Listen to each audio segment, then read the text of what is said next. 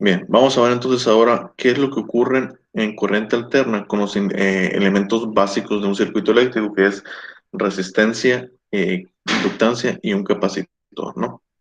Entonces, en un elemento resistivo, es decir, nosotros tenemos un circuito eléctrico donde básicamente está la corriente.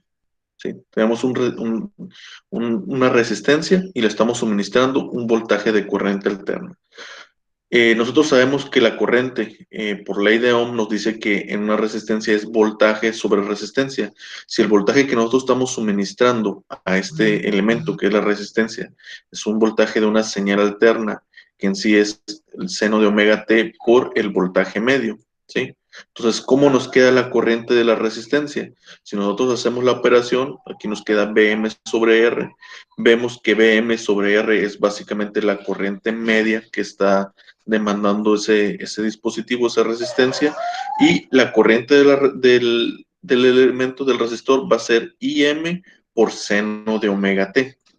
¿Esto por qué es importante? Porque vemos que el voltaje también es seno de omega t. Eso significa que en una resistencia, tanto el voltaje como la corriente van en la misma fase. Es decir, que cuando el voltaje está en el ciclo, en el semiciclo positivo, la corriente también está en el semiciclo positivo en una resistencia. Cuando el voltaje hace un cruce por cero, la corriente también hace un cruce por cero. ¿Sí? Es decir, que la corriente sigue perfectamente al voltaje. Esto es en una resistencia. Y la IM o la corriente media, pues simplemente es el valor medio del voltaje sobre la resistencia. Y entendemos que el voltaje medio es la corriente media por la resistencia. ¿Sí? Esto es valor medio, no es RMS, ¿de acuerdo? Entonces, el valor de RMS, pues ya sabemos que es entre raíz de 2, pero se entiende que es un valor medio, es el valor del voltaje que se está suministrando. El valor pico puede ser, o el valor que nos estén dando, el valor medio de esa señal sinusoidal, ¿no? Si nos dan valor RMS, pues entonces sería corriente RMS es igual a voltaje RMS sobre R. Y tanto la corriente como el voltaje van en la misma fase, porque ambos son senos. Te fijan aquí es seno y el voltaje también es un seno de omega t y omega t, entonces no hay desfase. ¿Sí? Aquí dice, en un elemento puramente resistivo, el voltaje y la corriente que pasan a través del elemento están en fase y sus valores picos relacionados por la ley de Ohm. ¿Sí? ¿Qué pasa en un inductor? Aquí viene toda la explicación. Yo les recomendaría que leyeran esta parte del libro. Esto viene en el capítulo, déjenme buscar aquí arriba. Este es el capítulo 9 del libro. ¿Sí? Que habla de los elementos inductivos y capacitivos, cómo se comportan ante una señal sinusoidal. Entonces, ¿qué pasa en un inductor? Recordemos que el voltaje en un inductor es la inductancia por la derivada de la corriente eh, eh, respecto al tiempo. Si nosotros tenemos un inductor y aplicamos una fuente de voltaje de corriente alterna, nosotros vemos que va a pasar una corriente por ese circuito. La corriente, pues, si nosotros asumimos que es IM, seno de omega t, ¿sí? Una corriente que también es de forma sinusoidal. ¿Sí? Si nosotros la sustituimos aquí, vemos que nos está diciendo que el voltaje en la inductancia, pues simplemente es la derivada de la corriente que pasa por esa inductancia respecto al tiempo. Es decir, esta corriente yo la derivo respecto al tiempo. Y M es una constante, sale de la derivada. La derivada de seno es coseno de omega t por omega. ¿Sí? Entonces nos queda que la corriente, el cambio de la corriente que pasa por una inductancia, pues simplemente es omega por la corriente media por coseno de omega t. Si lo sustituimos en esta ecuación original, nos queda que el voltaje en una inductancia es la inductancia por omega por la corriente media por coseno de omega t. Nosotros sabemos que coseno de omega t no es más que un seno de omega t más 90 grados. Es decir, que en un inductor la corriente va desfasada de voltaje. ¿Sí? De hecho, se dice que el voltaje se atrasa respecto a la corriente o la corriente adelanta. ¿sí? O sea, en un inductor la corriente se adelanta a lo que viene siendo el voltaje. Aquí está. En un inductor, bueno, es más bien al revés. El voltaje va a 90 grados adelante de la corriente o, dicho de otra manera, la corriente va a 90 grados detrás del voltaje. ¿Sí? Esto se lo pueden aprender con una mnemotecnia que es civil. ¿Sí? El capacitor atrasa la corriente, el inductor adelanta la corriente.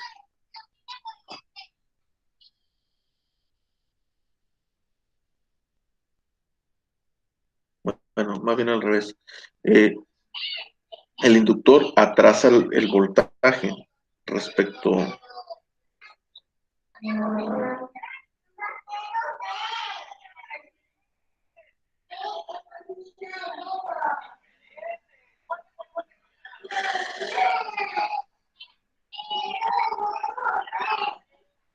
Bueno, es al revés.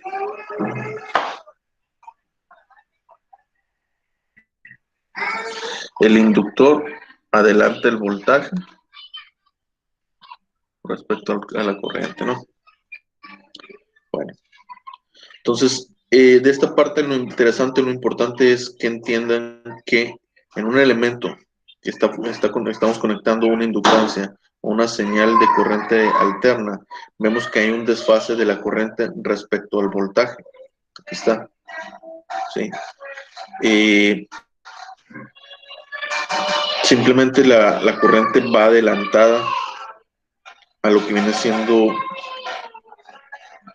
al voltaje, o más bien va detrás del voltaje, ¿no? O como lo que es una perspectiva de esta parte de aquí.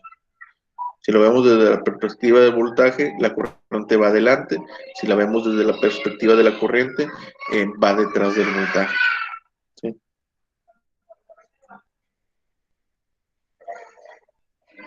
Ahí está, es un desfase. ¿Sí?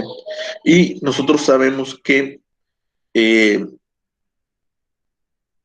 esto ocurre porque hay una oposición por parte del inductor. Cuando nosotros tenemos un inductor conectado con una señal de alterna, este inductor se opone al flujo de esta corriente, por eso hay un desfase. En la resistencia también se opone, pero la oposición de parte de la resistencia es de manera lineal. En un inductor no es así. Ya lo vimos en el análisis del video pasado cuando vimos transitorios, vimos que el inductor pues tiene un cierto comportamiento a los cambios de corriente, que está dado por eso, ¿no? El voltaje es cómo cambia la corriente que pasa por ese inductor multiplicado por la inductancia. En un circuito alterno, lo que esto ocasiona que haya un desfase de la corriente respecto al voltaje. ¿Sí? Nosotros podemos, en base a esto, determinar que la oposición que está generando ese inductor al flujo de esa corriente va a estar dado por esta fórmula: voltaje medio sobre corriente. Esto nosotros podemos decir que es una especie de resistencia, y si el voltaje medio que está ocurriendo en ese elemento es omega L por I media sobre la corriente media, se cancela este elemento y nos damos cuenta que la oposición que genera una inductancia hacia una señal de corriente alterna, vemos que es omega por L, donde omega es la velocidad angular, L es la inductancia. ¿Sí? Esto que tenemos aquí se llama reactancia. ¿Sí? Entonces, se llama reactancia, y como estamos hablando de un inductor, estamos hablando de reactancia inductiva. ¿Sí? Y la reactancia viene de la palabra reacción, es decir, que ese elemento se opone al flujo de una corriente. Aquí está, ahí está dada en ohms. La reactancia inductiva es omega por L, que también lo podemos expresar como el voltaje medio sobre la corriente media. ¿Sí? Y está dada en ohms. ¿Sí? Ahora, ¿qué vemos aquí? Algo interesante. Vemos que la reactancia es producto de omega por L. L es una constante, es el inductor, ¿sí? Entonces el inductor no va a cambiar conforme pasa el tiempo. Si es un inductor de 1 milihenrios, siempre va a ser así. Pero ¿qué pasa con la señal? ¿Qué pasa con omega? ¿Qué pasa si yo aumento la frecuencia? Recordemos que la velocidad angular es 2πf. 2π es una constante, entonces lo único que varía es la frecuencia. Entonces nosotros en base a eso podemos determinar que a mayor frecuencia tenga esa señal, la reactancia inductiva aumenta, porque omega se vuelve cada vez más grande, ¿sí? También a mayor inductancia, pues mayor su reactancia inductiva. Pero el término principal es el omega, porque nosotros podemos tener señales de alta frecuencia. ¿Y qué es lo que ocurre con la reactancia inductiva cuando tenemos señales de alta frecuencia? Pues vemos que la inductancia aumenta, ¿sí? La reactancia inductiva, perdón, aumenta, ¿sí? Si las señales son de baja frecuencia, pues este término tiende a ser muy pequeño, por lo tanto la reactancia inductiva tiende a disminuir. Luego tenemos el capacitor. ¿Qué ocurre con el capacitor ante una señal alterna? ¿Sí? Si nosotros sabemos que la corriente que pasa por un capacitor es la derivada del voltaje respecto al tiempo multiplicado por la capacitancia, nosotros sabemos que el voltaje que estamos conectando a este capacitor es una señal alterna, es decir, voltaje medio sobre seno de omega t. Entonces, si derivamos esto de aquí, nos da coseno de omega t, omega por el voltaje medio por coseno de omega t. Si sustituimos en la ecuación principal, nos queda que la corriente que pasa por un capacitor es la frecuencia, la velocidad angular por la capacitancia por su voltaje medio por coseno de omega t. Y omega t sabemos que, pues, perdón, sabemos que coseno es seno de omega t más 90. Aquí está. ¿Eso qué significa? Que en un capacitor también hay un desfase de la corriente respecto al voltaje, solamente que es contrario. En un capacitor la corriente va delante del voltaje o la corriente va o el voltaje va detrás del capacitor, de la corriente, perdón. El voltaje va detrás de la corriente. Es decir, es lo contrario. La reactancia capacitiva es lo contrario a la reactancia inductiva, ¿sí? Y nos queda de esta manera, el voltaje de un capacitor, pues es la señal que estamos suministrando y la corriente va a ser omega por la capacitancia, por el voltaje medio, por el seno de omega t desfasado 90 grados, ¿sí? Es decir, la corriente va adelantada, va delante de lo que viene siendo el voltaje, 90 grados delante del voltaje. Lo contrario que en el capacitor la corriente iba por detrás del voltaje, ¿sí? Y lo mismo que analizamos con el inductor, ¿esto por qué se ocasiona o por qué se genera? Porque hay una oposición por parte del capacitor al flujo de la corriente. Entonces, si nosotros analizamos oposición, causa, efecto, ¿quién lo está causando? El voltaje. ¿Quién es el efecto? La corriente. Entonces, la oposición en un capacitor, pues vemos que es el voltaje medio sobre la corriente medio. El voltaje medio, pues es tal cual el voltaje medio, y la corriente media nosotros vemos que es este valor de aquí, ¿sí? Entonces nos damos cuenta que la oposición de un capacitor ante una señal alterna es 1 sobre omega c. Y a esto se llama reactancia capacitiva, ¿sí? La reactancia capacitiva entonces está dada por 1 sobre omega c. Observemos aquí, ¿qué pasa a altas frecuencias? Si omega es la velocidad angular, que es 2πf. O sea, y si aumentamos el valor de f, porque 2π siempre es el mismo valor, lo que podemos aumentar es la frecuencia. Si aumentamos esta frecuencia, si la señal, el voltaje de señal alterna que estamos aplicando a ese capacitor, le aumentamos la frecuencia, vemos que este número se vuelve cada vez más grande. 1 entre un número muy grande, eso tiende a hacerse 0, volverse pequeño, es decir, que a altas frecuencias la reactancia capacitiva tiende a disminuir, ¿sí? Caso contrario, ¿qué pasa a bajas frecuencias? Este número tiende a ser muy pequeño, 1 entre un número muy pequeño que tiende a ser 0, se vuelve muy grande, es decir, que a bajas frecuencias la reactancia capacitiva es muy alta. Sí, eso simplemente es para analizar las diferencias de la frecuencia respecto a una reactancia inductiva y reactancia capacitiva. ¿De acuerdo? Eh, y bueno, pues estas fórmulas ya las habíamos planteado, ya las había planteado la clase pasada, cuando vimos análisis transitorio. El voltaje en un inductor, pues es esto, la corriente en un inductor está dado por esto, la corriente en un capacitor es esto, y el voltaje en un capacitor es esto, ¿sí?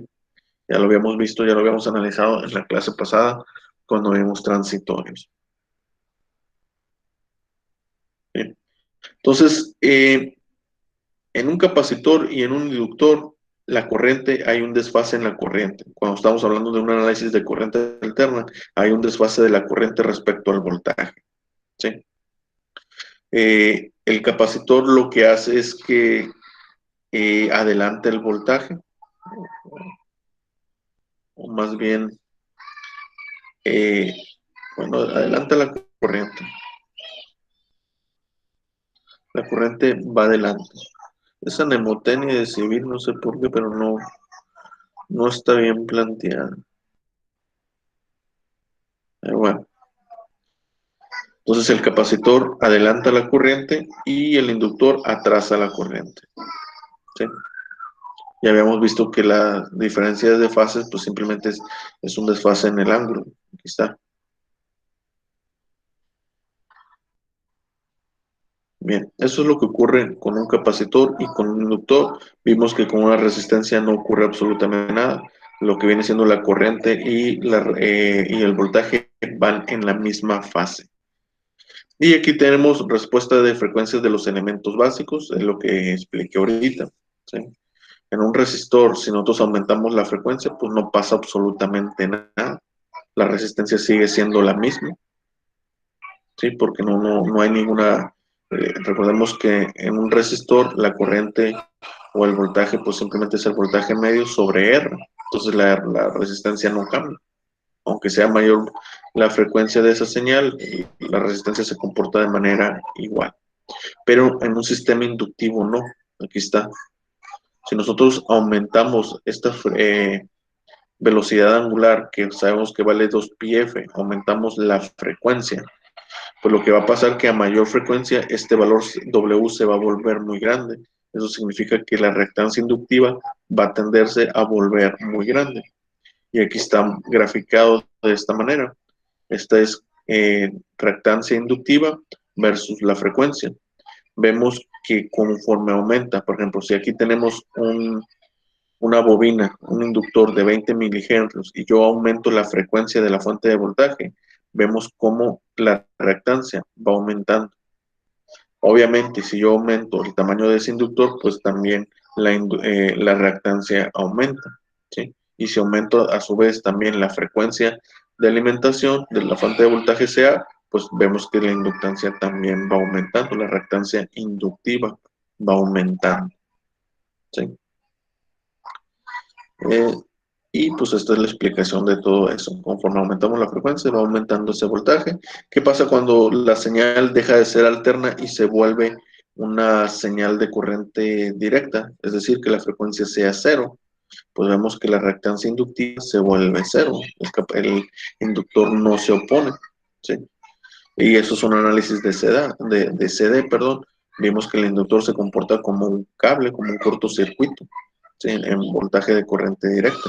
Y aquí está también el análisis. Si la frecuencia es cero, es decir, si la señal es de corriente directa, pues la reactancia inductiva es cero, no existe, ¿no?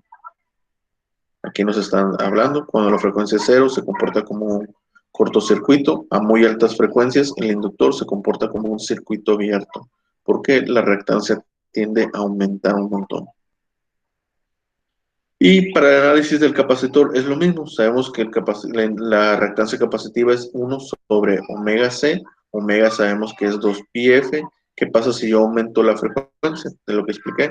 Si yo aumento la frecuencia, este valor de aquí abajo se va volviendo muy grande. Por lo tanto, la reactancia capacitiva tiende a disminuir. Aquí está la gráfica. Conforme yo aumento la frecuencia, vemos que esta reactancia empieza a disminuir de esta forma. Entonces, a mayor frecuencia, pues la reactancia capacitiva tiende a ser cero. ¿sí? Si yo a su vez aumento la capacitancia, pues también aumenta esta curva, también disminuye. Y el análisis, ¿qué pasa cuando la frecuencia de un capacitor tiende a ser cero?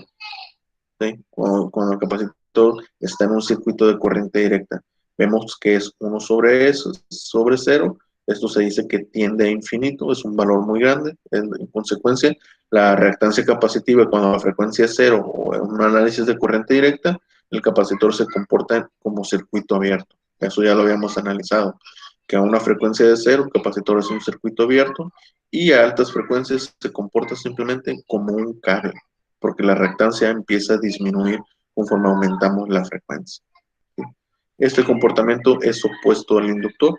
Siempre vamos a ver eso, que el capacitor es opuesto a lo que viene siendo un inductor, su comportamiento, tanto en fórmulas como comportamiento. Bien, eso es lo que ya les había comentado, ¿sí? Las respuestas de un capacitor y de un inductor. Eh, Aquí tenemos un circuito, pues sí, podemos ver o analizar lo que viene siendo el comportamiento.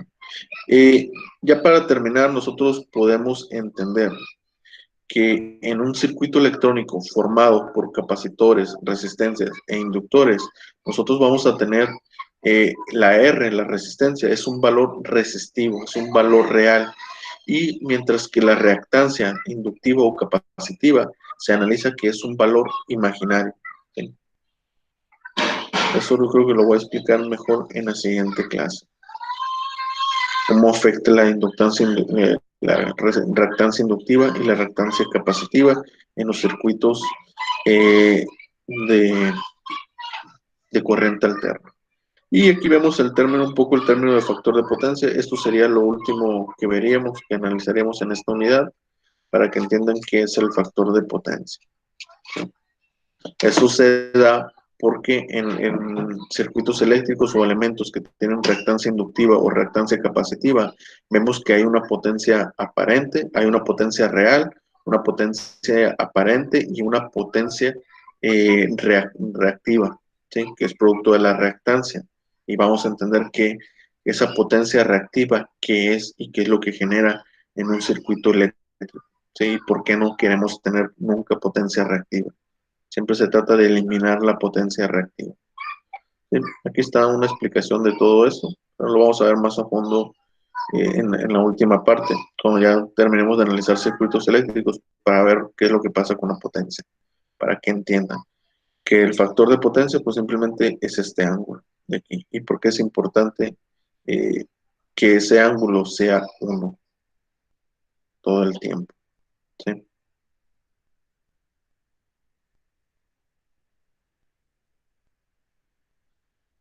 Bien, aquí está el cálculo de la potencia en un elemento resistivo, el cálculo de la potencia en un elemento inductivo. Vemos que en el inductivo, como hay un desfase, pues involucramos un ángulo.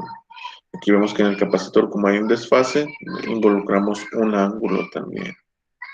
¿Sí?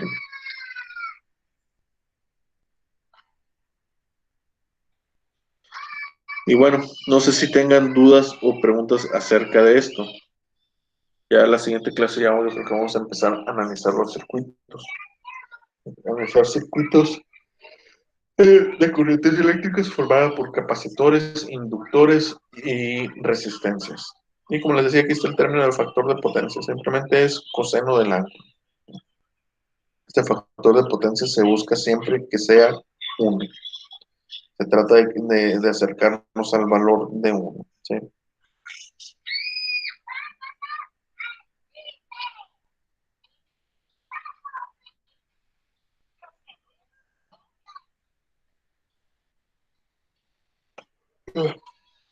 Entonces, no sé si tengan alguna pregunta.